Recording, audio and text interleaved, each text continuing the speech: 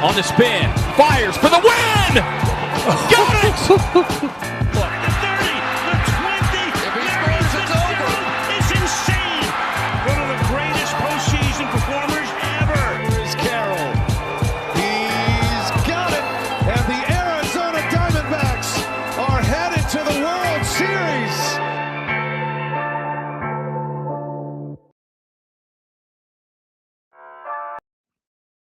What's up, everyone, and welcome back to another episode of the AZ Sports Podcast. I'm your host, Kevin Humphreys, and as always, we're talking all things Suns, Diamondbacks, and Arizona Cardinals.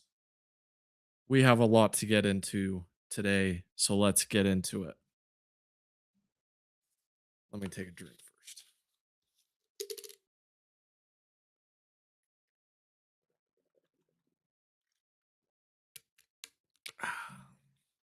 All right. We have a lot to get into today, and let's start with the Arizona Diamondbacks. So the Arizona Diamondbacks, it's just miserable baseball to watch at this point. It really just is. Yesterday they lost to San Diego Padres by a final score of 10-4, and it was there were a lot of things that went wrong. We saw Jose Cabrera kind of lose it with some poor fielding choices and a balk that Torey Lovello ultimately got thrown out arguing, even though it was quite clearly a balk. Although I'm not sure anyone that's not super into baseball, including myself, can really tell you what a balk is, but apparently it was a pretty obvious balk. So uh, there's that. Uh, and they continue to just not be able to hit. They are so bad, and you heard it on the ESPN broadcast yesterday. If you were watching, that the Diamondbacks have the worst first baseman OPS in all of baseball this season, but not just all of baseball this season, but in any season that's happened in the last 100 years. Now, can that turn around? Yes. Will it probably turn around? It can't get any worse. So, yeah, I think it's going to get better just because it honestly has to. It honestly has to. And uh is it going to be turned around by someone on this Diamondbacks team? I don't know. It's a pretty obvious hole that would solve a lot of their problems if they just went out and fixed it, which is a lot easier said than done, obviously. First, a good hitting first baseman that is not a complete disaster. Defense is pretty valuable. It's pretty valuable. And you see why, because the Diamondbacks just have not been able to produce runs this season. They just haven't. And it's not just this season, it's the past 3 seasons is what I think is causing me and a lot of Diamondbacks fans to crash out right now. Before last night's game, they were 45 and 46. They're now 45 and 47. But they've been 45 and 46 each of the last 3 seasons. 3 seasons. It's no matter what they do, no matter who they play, it's just the same results. It's the same results. It feels like it's a sinking ship, and as soon as you get a couple holes patched up, a few more burst open, and it feels like this promising start to the decade that the Diamondbacks had in 2023, and even at the end of 2022 when they closed the season at almost 500 in 2022 when they brought up guys like Corbin and other guys got brought up. And then 2023 they make the playoffs barely. It was a huge success of a season, and then boom, they go on this magical run to the World Series. And up until Paul Sewald walked a Texas Ranger in the ninth inning and then gave up the game tying home run to Corey Seager in the ninth inning, it looked as if the Diamondbacks were going to win the World Series and bring a second championship home to the state of Arizona and the city of Phoenix, but that did not happen. That did not happen. And since then, the Diamondbacks have been chasing that and haven't been able to find it. There's been magic in 2024. There was the magic month of July, month of August, and ultimately they crashed and burned at the end of September when they all they had to do was just hang on, but they just they couldn't get the job done in September in 2024. Last year we saw them crash and burn following the All-Star break. They just went on a big losing streak and ended up selling at the deadline. Eugenio Suarez, Josh Naylor, both out the door. Merrill Kelly out the door. Randall Grichuk out the door. And then this offseason, they looked at Blaze Alexander and Jake McCarthy and said, "Hey guys, don't really see a spot where we can use you guys. So let's trade you guys and try and get some return." And guess what? Those two guys are both hitting over 300. Jake McCarthy has an 850 OPS, and Blaze Alexander has a 787 OPS. And both of those guys were solid players. Blaze is a guy that could have played just about anywhere in the infield or the outfield. Jake McCarthy was a really good left-handed hitter. Wow, Diamondbacks sure could use a left-handed hitter this year, couldn't they? Especially with the way Pavin Smith and Adrian Del Castillo have been swinging the bat this year. It's just it's just been the same story year after year, and we can point to injuries. And yes, they went after Corbin Burns, they signed Corbin Burns, and it just hasn't worked out for him. It hasn't worked out for him at all, mostly due to injury. And that's probably the biggest reason the last 2 years that they haven't made the playoffs or probably will not make the playoffs is because Corbin Burns, the highest paid player on their roster, is producing 0 on the injury list. So that's number 1. That's far and away number 1. If they had Corbin Burns, they wouldn't have had to go out and re-sign Zach Gallen. They wouldn't be scraping the bottom of the barrel right now with Ryan Nelson and Michael Soroka on the injured list as well. Like we wouldn't Jose Cabrera wouldn't be in the lineup every 5th day right now. And he's been getting knocked around a bit and made some poor defensive choices yesterday that cost the Diamondbacks at least 1 run, potentially 2 with the Tatis balk.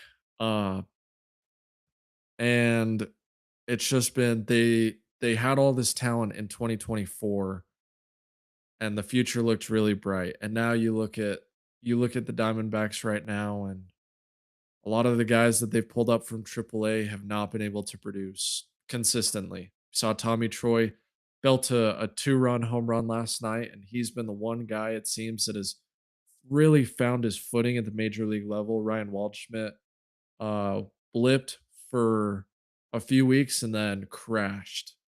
Jose Fernandez blipped at the beginning of the season and then crashed. James Groover never really got comfortable. We saw Tyler Locklear last year. That's not necessarily an answer, but if the Diamondbacks want to bring Locklear up to play at first base, you won't find any complaints from me. Like they need to find something. Lourdes Gurriel has dealt with dealt with injuries. The fact that he's even playing right now is pretty crazy, but he hasn't been able to produce much. Nolan Arenado's been up and down, which is to be expected for a 35-year-old that you weren't expecting to carry your offense. And the thing is with this Diamondbacks team is there's a great core to build around right now. I understand why I was so optimistic the last 3 seasons. I understand why a lot of people were. I understand why a lot of people weren't as well. But offensively, you look at Corbin Carroll, you look at Gabriel Moreno, who's been insane. He's been just I think they said yesterday he's gotten on base 28 games in a row. Gabby's playing very well right now. Ketel Marte and Geraldo Perdomo has turned it around. You look at those 4 and you say, man, that's a really, really solid 4 to build around. Now, if we can add a power bat, guy like Eugenio Suarez or Josh Naylor, even just having one of those guys on the roster would solve a lot of their issues this year. Nolan Arenado, maybe have you platoon Blaze and Jake McCarthy right now. That would be pretty nice. I wouldn't mind that. Um, you know, you traded Christian, or you didn't trade Christian Walker. You let Christian Walker go in free agency, but if you just kept him in free agency and maybe the Corbin Burns deal doesn't get done, but maybe you get off, maybe you trade Zach Gallen way earlier than when his value was a lot higher than definitely what it is right now, and then you go out and get Corbin Burns, like, and then not to mention re-signing Zach Gallen this offseason. Uh, I don't know if anyone could have predicted how bad Zach was going to be this year, but it has been really, really, really brutal, really brutal. And what makes it frustrating is that some years we've had a good bullpen, and some years it's been the bullpen that was ultimately the deciding factor in us not making the playoffs. Like 2024, the bullpen really struggled, and the Diamondbacks just had to out offense teams, and it ultimately wasn't enough in 2024. In 2025, the they were throwing guys out there left and right. And guess what? There's lots of bullpen injuries too, like Justin Martinez, AJ Puck, um, Andrew Saalfrank, 3 guys that the Diamondbacks were planning on relying on a lot this season, all guys that have been on the IL, and they still have a good bullpen. They still have a good bullpen. Now, yesterday, Taylor Clark was really bad, and he's a guy where I haven't thought that it was ever gonna be consistent for Clark. He's kind of been a guy that I've just been waiting for the floor to fall out from underneath him, personally. But overall, the Diamondbacks have had a really, really good bullpen this year. A really good bullpen this year. Uh, Yesterday notwithstanding. And it's just been so frustrating. It's been so frustrating as a Diamondbacks fan, someone who tries to watch these games every single night. It is a rough watch quite a few of these nights. I mean, this season there have been a lot more games where the Diamondbacks are down 8-1, 10-2, 9-4, like in the 6th or 7th inning, and then it's just so hard to stay locked in. Like, you're just checking out of these baseball games. And I feel like that was never it was not something that's happened the last 2 years, because the Diamondbacks never got down by a lot because the offense was just always so good at keeping them in it. And this year the offense has been horrible. Horrible. The Diamondbacks have the worst, I cannot stress this enough. The Diamondbacks have the worst first base OPS in 100 years. In 100 years. Now, there is a guy who is, I mean, we're on our last ditch effort right here, right? Like, we've tried just about everything in the organization except for one guy. And that guy's name is Manuel Pena, or Manny Pena. And Manny Pena has had a meteoric rise through the minor leagues this year. He leads all of minor he leads the minor leagues in home runs with 28 home runs, and he has a 987 OPS, mostly in Amarillo, but was recently called up to the Reno Aces and has hit a home run yesterday and has been hitting above 300 in Reno. So that's a guy that's really flashing right now for the Diamondbacks in their organization, in their farm system. That's a guy that the Diamondbacks, maybe they just say, "Hey, you're probably not ready, but we got to try something. So let's bring you up for 2 weeks and see if you can solve our issues at first base." He has over, it's not quite 300, but he has over 200 innings combined at first base in his career in the minor leagues. So definitely wouldn't be playing him out of position. And he has been playing first base this season in Amarillo and Reno. So maybe that's a guy that the Diamondbacks can can hit the break glass in case of emergency button and go get Manny Pena. I'm not sure that's the right move. It probably is the move that the fans all want just because he's been producing so well at the minor leagues. It's probably not the smartest front office move because he just hasn't seen major league pitching and his ascension has been so fast that he's not ready for the majors, but it doesn't look like Pavin Smith or Ildemaro Vargas are really ready to hit against major league pitching either. So it's just been such a frustrating season for the Diamondbacks. So frustrating. And can they solve this at the trade deadline? Maybe. I hope they do. I hope that somehow this team figures out how to go on a run and still be within a game or 2 or 3 of the wild card, and they can go out, they can get a starting first baseman that can, lengthen out this lineup that the Diamondbacks have. Maybe Tommy Troy continues to be the everyday answer in center field. Maybe Lourdes Gurriel can get on one of his hot streaks. We saw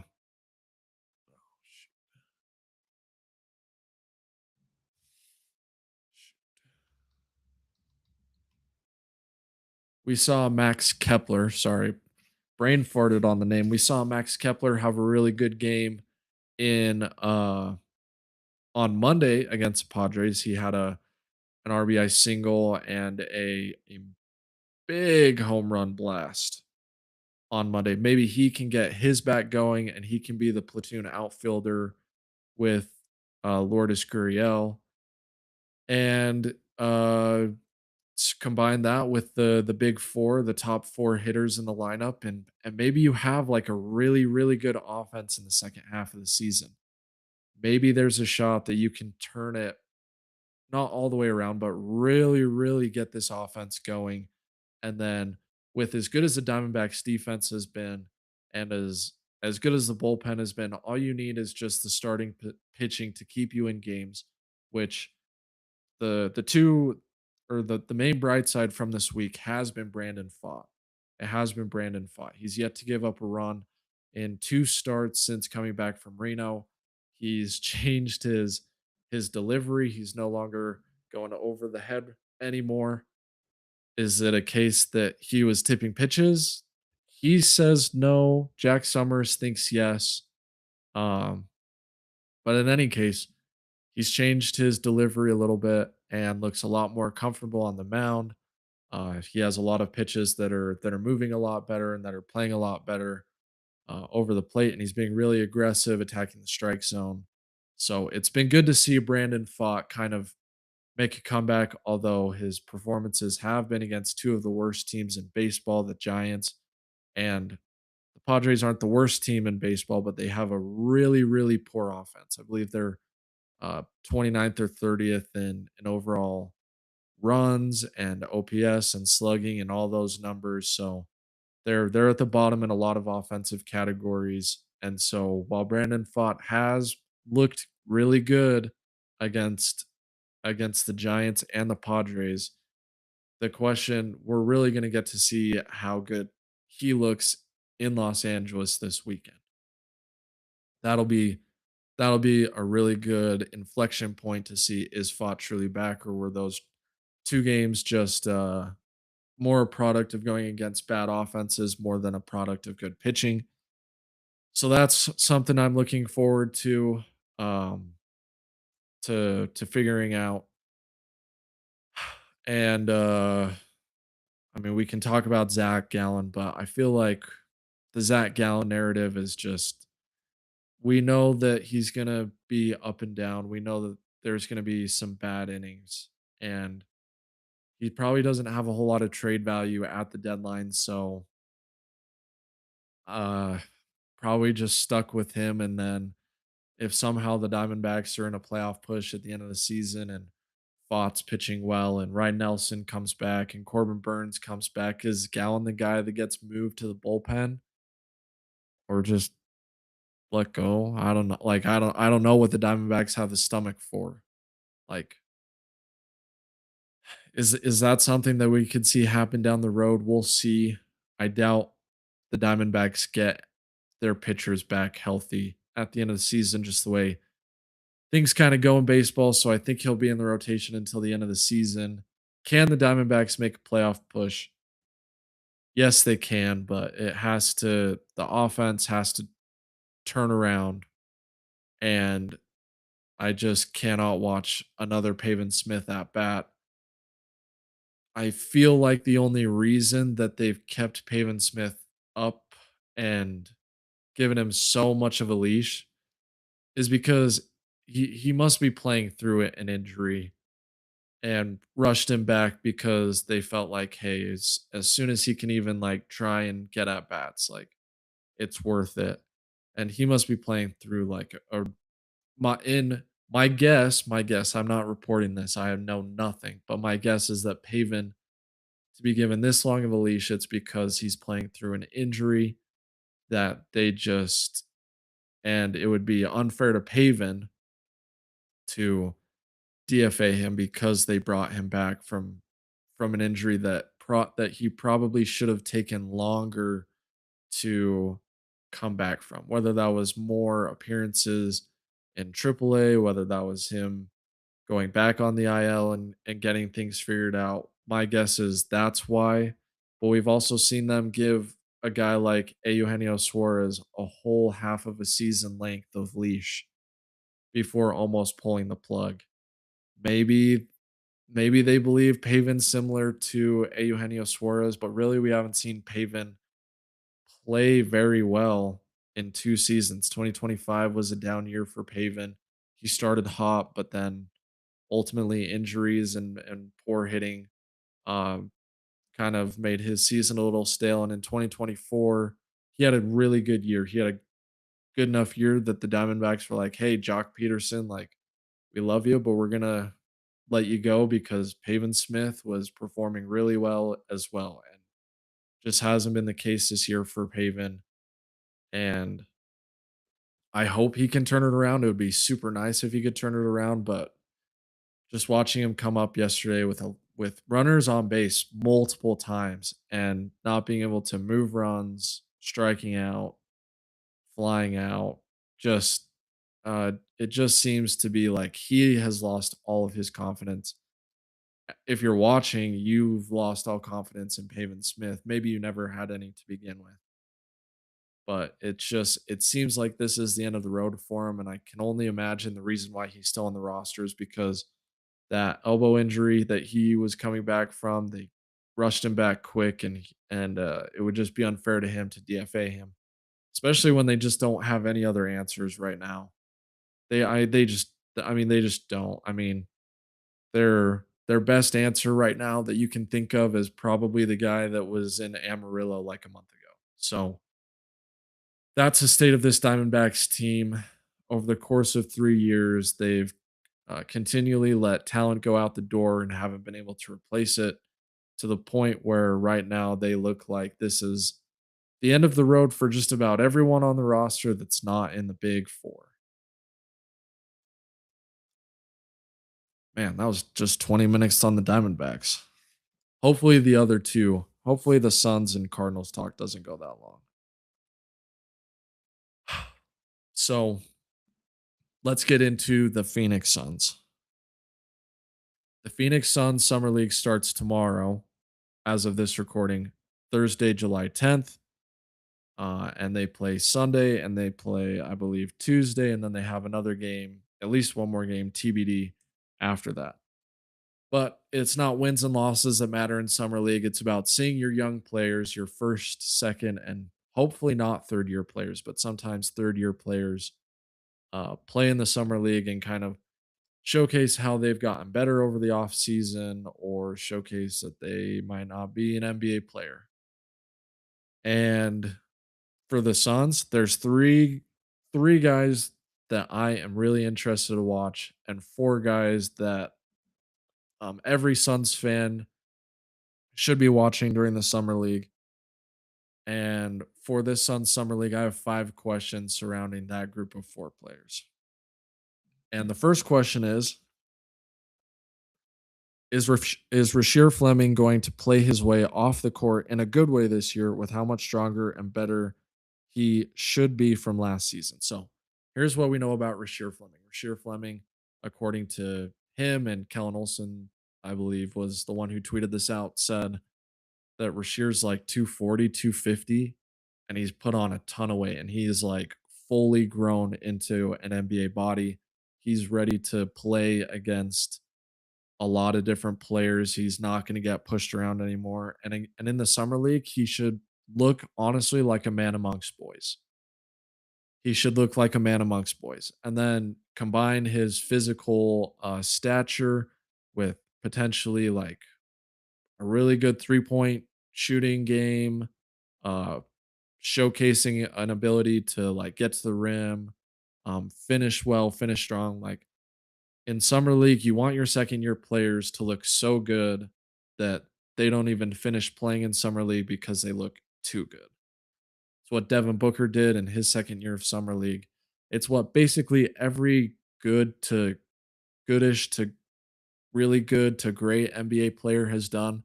They show up in their if they even play in their second year of summer league, then they just come out and dominate. And that's not even a sign that they're going to be a really good NBA player, but it is a sign that they at least are above a summer league level. Now, if you have a year two player who shows up, doesn't look any better than he did last year, struggles in summer league, then that's like a major, major red flag. And so for Rasheer, I'm not expecting I'm not expecting to see many red flags. I'm expecting him to look like the best athlete on the court, the best defender on the court, knock down shots, shoot with confidence, play off the ball, move really well, rebound exceptionally well. And honestly, if after 2 games, the Suns say, "Hey, you proved to us that you're no longer a summer league level player. You don't need to play anymore." That's what I'm hoping for Rasheer Fleming, and I think he's the guy that's most likely to do that. He's the guy that's most likely to flash on the summer league roster, where the Suns say, "Hey, you've played your way off the summer league roster. Let's go." The next question I have is about Kaman Malawach. And he doesn't need to show any skill improvement. To me, I think that's the thing that matters the least to me. What matters to me the most is, does he defend and rebound at an extremely high level? And does he function on the offensive side? So, the unfortunate part about Summer League is that often you don't get great basketball product where guys are running beautiful set plays and there's lots of chemistry and ball movement. It's more like a pickup game. Definitely more like a pickup game. And so is Malawach going to get utilized in summer league like he's going to be in the NBA playing next to guys like Devin Booker, Jalen Green, Colin Gillespie? Absolutely not. It's unfortunate for guys like Malawach who benefit so much from playing with those guys. He won't have any of those guys in summer league with him. With that being said, what I do want to see from him is him rebound the ball strongly. His hands, he just has had a hard time holding on to rebounds in college and in his first season in the NBA. So that's what I'm looking forward to the most, is to see, have his hands gotten better? Has he gotten stronger since playing back in? Let's see, he last really played major minutes in the at the beginning of April. Has he gotten better from that? Has he gotten stronger?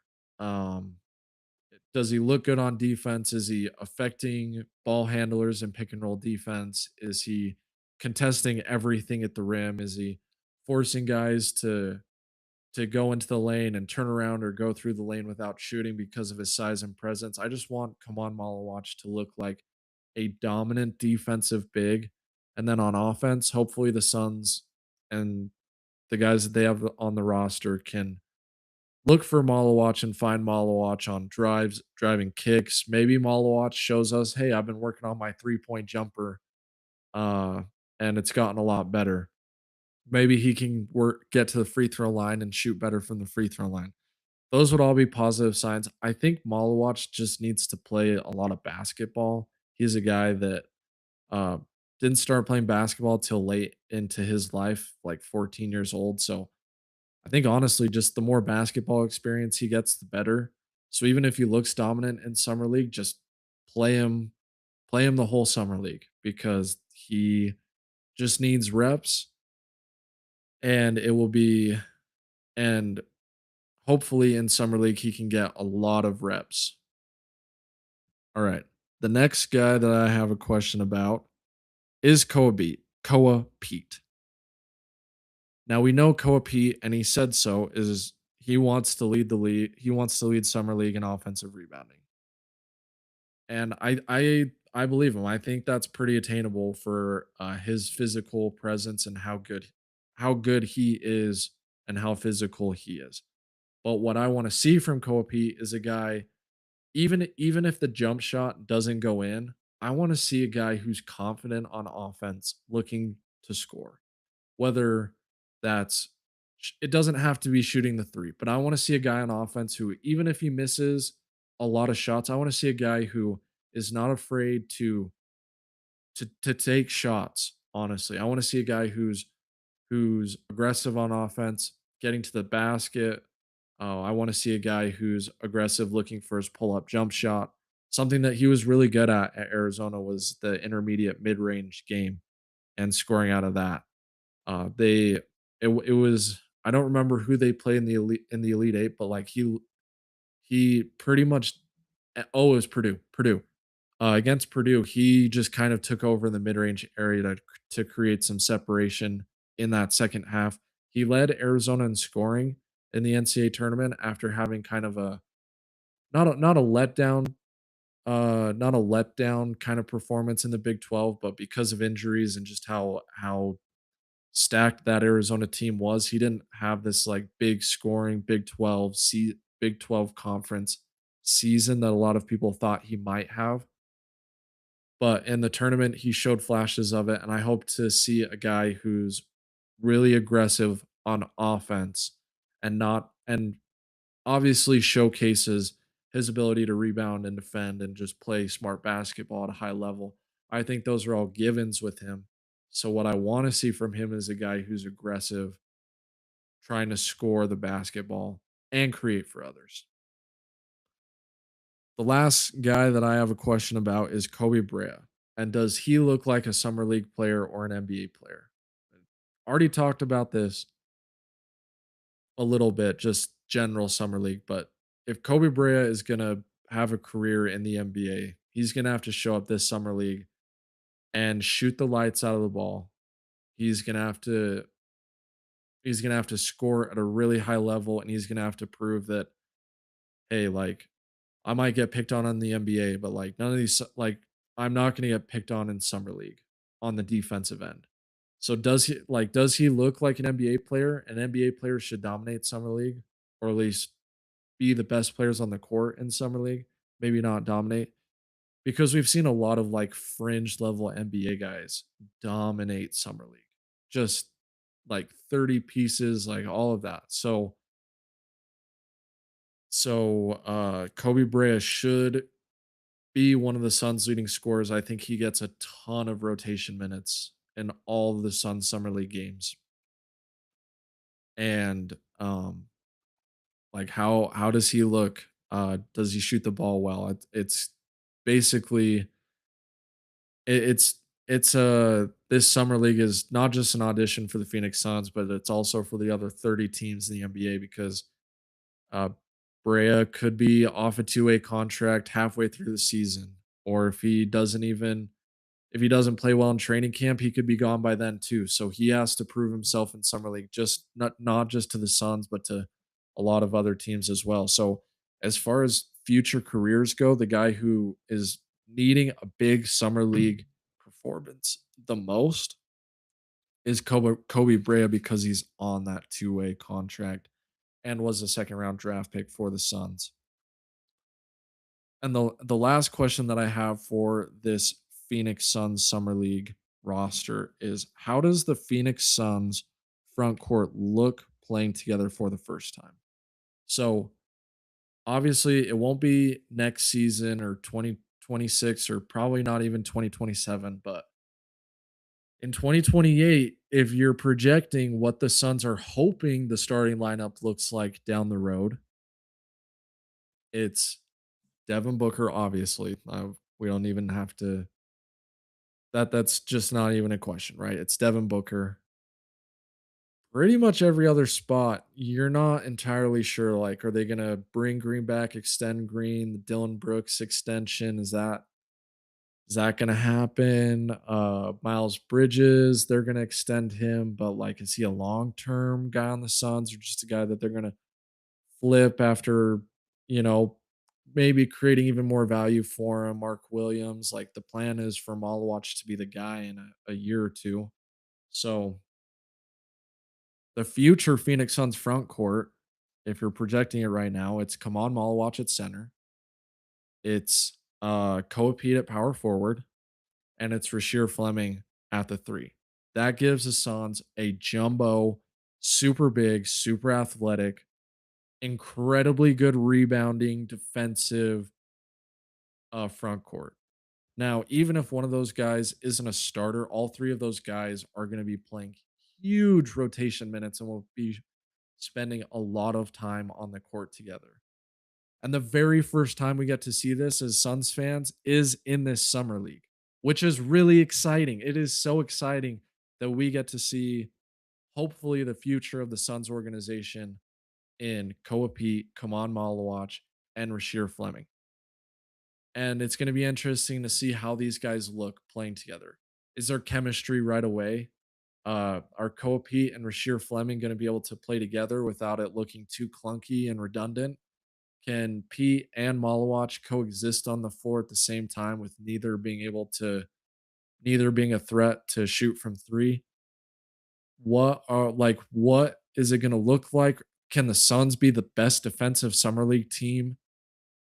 Because I'm not really all that optimistic about this Sun, like them scoring a ton of points in summer league, any of the three of those guys. But does this team just like completely lock it down on the defensive end of the court and push the ball and score in fast break? Koa Pete is really, really good at scoring in transition. Rasheer Fleming was really good in college and showed some explosiveness in the NBA.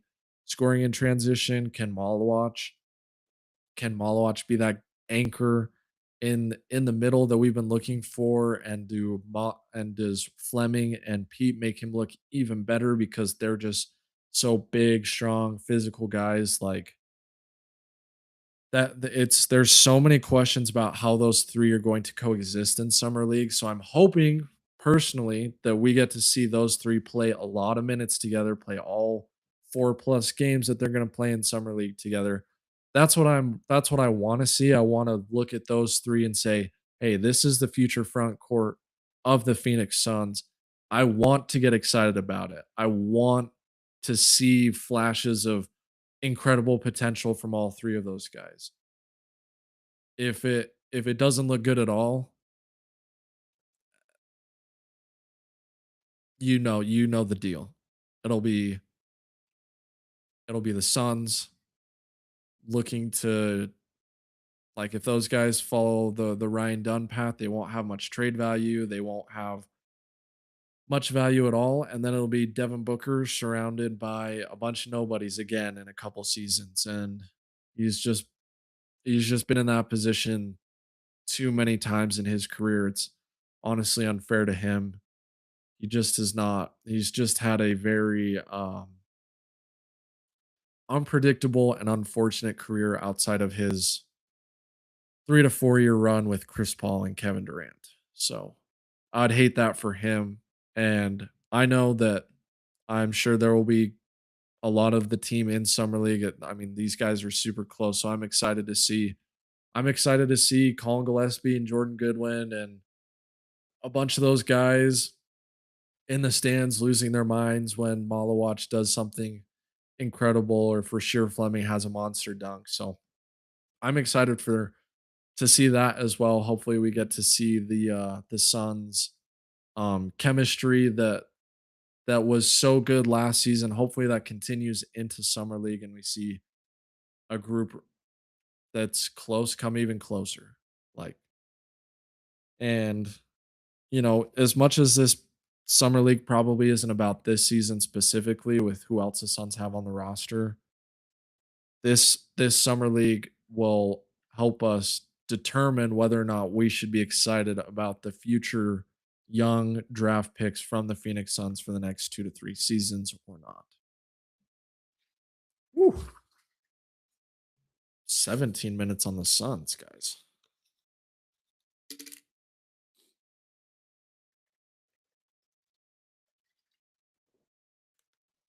All right. Couple quick hitters for the Arizona Cardinals. So, OTAs ended about a month ago. About a month ago. So, give or take a week. And the headlines coming out of OTAs was the Jacoby Brissett contract. Gardner Minshew is asserting himself as a guy who could be the day one starter. Carson Beck is spending so much time in the training room. Jeremiah Love looks great. Michael Wilson and Marvin Harrison Jr. Hopefully they can be this awesome 1-2 wide receiver tandem. Trey McBride, awesome. But since then, we've had a few storylines come out. This week, Jacoby Brissett worked out with his teammates and is still in contract negotiations. But for everyone saying, "Oh no, like Brissett isn't getting reps with his guys," like as long as he understands the Mike LaFleur offense and they get everything resolved and he's practicing and in training camp, everything's going to be fine. I expect I expect this contract negotiation to play out for just a couple more weeks. I think it gets resolved pretty early into training camp. If not, it's just honestly like the lamest quarterback team controversy ever. It just it just is the most like lame starting quarterback controversy ever.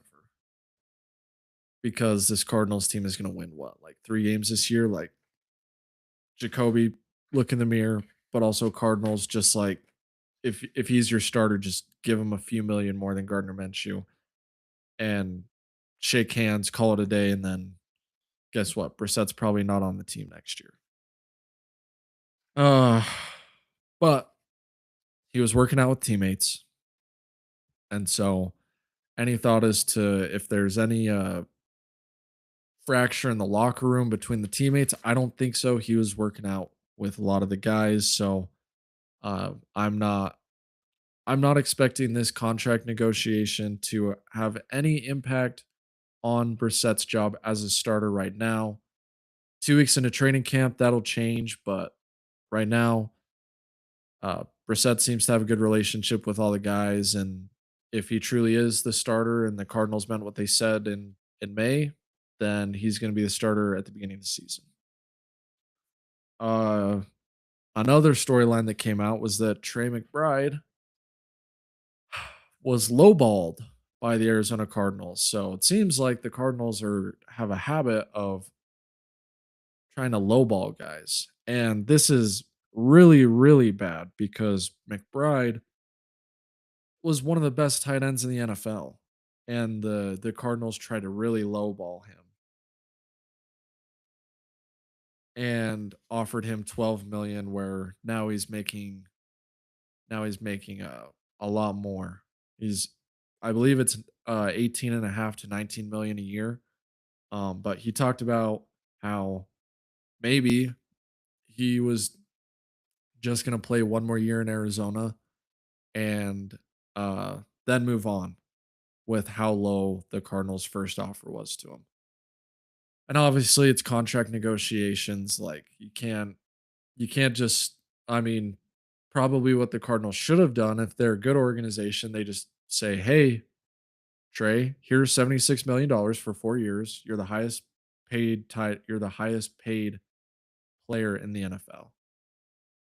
And then Trey says, "Where do I sign?"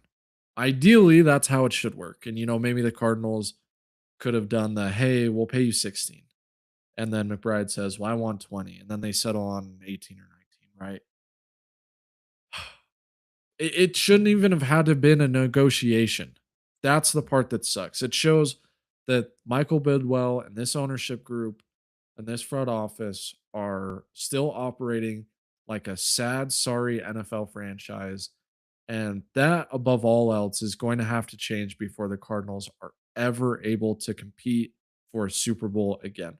Whether that's a change in ownership or a change in ownership philosophy, a change in how business gets done, but the bullseye is pointed right at Michael Bidwell. He got to hide behind the clown show that Robert Sarver was for a decade. But guess what, Michael Bidwell? We got Matt Ishbia now. He's not a clown show. Does he make questionable decisions? Yeah. Every owner makes questionable decisions. Ken Kendrick is operating within the means that he can as a Arizona Diamondbacks owner. Some people complain about it. He says that he invests everything that he makes from the team back into the team. I believe him. The way baseball has structured teams' ability to make money is really, really unfair to smaller market teams like the Diamondbacks, and really helps out the teams like the Dodgers, who make a ton from their TV deals and get to keep a lot of it. So, so the bullseye is pointed squarely at you, Michael Bidwell. You, sir, are the worst owner in this town. You, sir, are the worst owner in Arizona. Now that we don't have a hockey franchise, that there were two other worse owners in town than you, but both of them have uh, been pushed out in the last half decade, and now the bullseye is on you. And for those of us who grew up Arizona Cardinals fans, or who are converting to Arizona Cardinals fans, we're sick and tired of your nonsense. We're so done with all the games and all the bad business that you do. We're done with it. We want a winner. We want to compete for Super Bowls. We believe that we can build a fan base in Arizona if we have a winning culture. But guess what? This sorry, sad sack of a franchise won't ever be able to engage the transplants that move to Arizona. They won't ever be able to really get the people who have lived in the valley their whole lives. Well, guess what? Guess what they've seen from the Cardinals? They've had two exciting teams, three exciting teams. Four, we can be generous and give one of the Kyler Murray seasons. But like, we've had four exciting seasons since the franchise has been in Arizona. It's hard to build a fan base that just expects to lose. It's just hard. You, winning is what creates a fan base. So, if you want actual Cardinals fans to show up to your games, start trying to build a good roster and take all the necessary steps to do that. Yeah, has Matt Ishbia made some bad trades? But I believe that Matt Ishbia is trying to win at all costs. And I don't believe that Michael Bidwell is trying to win at all costs. I believe that Michael Bidwell is looking out for Michael Bidwell first, second, and third. And then it comes down to, oh, maybe hopefully the Cardinals can win as well. So the bullseye's on you, Michael Bidwell. Let's end with some positives. Josh Sweat is number 78 on the NFL's top 100 players list. Buda Baker is number 75 on the NFL's top 100 player list. He dropped about 40 spots, but Sweat jumped about 20 spots. And so good to see that those two guys are getting recognition for being two of the best players in the NFL.